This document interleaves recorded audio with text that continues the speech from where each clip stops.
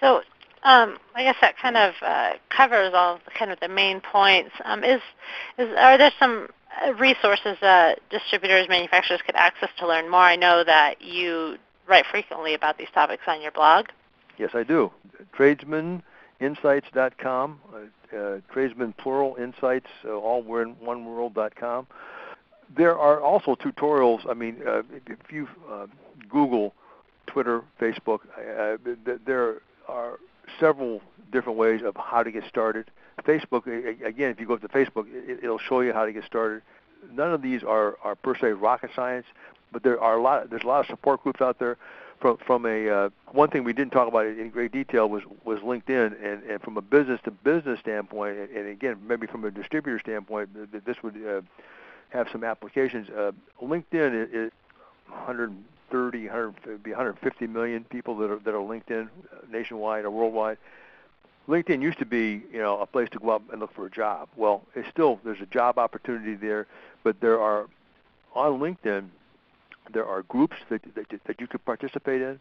And again, if you're in the power transmission industry or if you're in the construction industry, there are groups that are talking about those types of activities, and you can go on LinkedIn and go and participate, join those groups and participate in them. And there's search boxes that you can just put in electrical construction companies or power transmission distributors.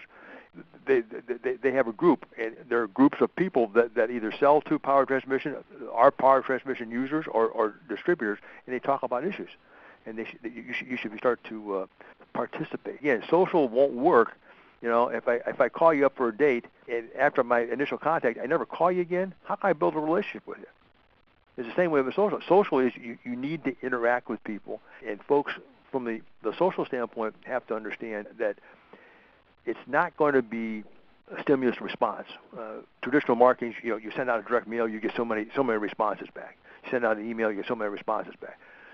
Social, you throw stuff out there, and again, you're not controlling where it's going. The keywords and the internet will determine who's searching for that kind of information. When the time is right, I call them affectionately lurkers. Lurkers, I mean, who follow me on my blog, that acknowledge when I see them at trade shows or distributor meetings that they follow me on my blog. When they're ready to do something, they'll start a conversation. And that's when you have to be there. One, you have to be putting information out that's valuable. And once they feel comfortable that you are a leader in your category, and they like what you say, how you say it, and what your thoughts process is, they'll come out from behind the weeds, and they'll say, "Hey, what about this?" Or talk to me. Can we talk offline? And bingo, you can start a relationship. But again, it's not a one-way conversation. You've got to be able to be active on it, and it's not something that's going to have to be 2-3 hours a day. You have to just discipline yourself to spend a half an hour a day, whether it's at lunch hour or early in the morning when your day starts, just to go up and monitor things, make comments where appropriate. And again, try to add value to what that person needs. Don't try to sell. Add value. The selling will come in because they'll figure out sooner than later that if you know what you're talking about, this folks or this company is a go-to resource. And when I'm considering I'm going to buy X, these guys are going to be in the mix.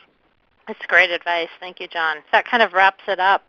Thank you so much for spending time with us today and providing some good food for thought on these topics. Well, it was my pleasure. Thank you for having me.